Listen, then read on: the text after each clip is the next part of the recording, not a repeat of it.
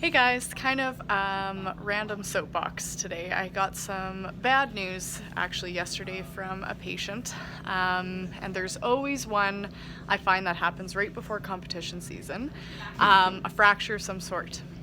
And I got confirmation from the parent last night that it is in fact a fracture of her spine. So very sad, especially right before they're supposed to compete. It's devastating. So this type of fracture is called a pars fracture, and this is the huge risk with doing repeated, extreme, hypermobile extensions of the back. Okay, so if we look at the spine here, most of you guys, if I've taught you, you have heard my kind of pipe cleaner analogy. So what happens to a pipe cleaner? If you keep hinging it and bending it at the same place over and over and over, it eventually snaps.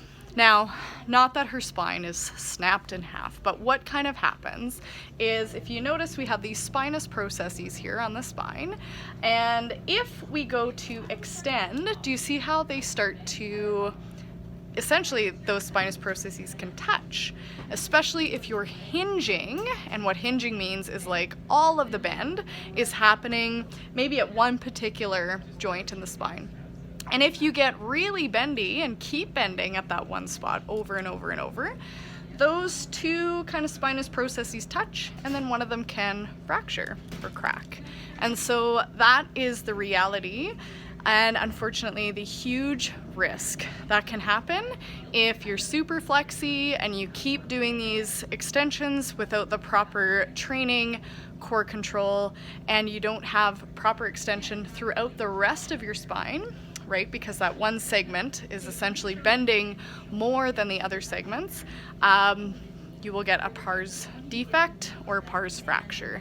So it's awful. And yeah, it just breaks my heart because she will be out for the season and she's super young.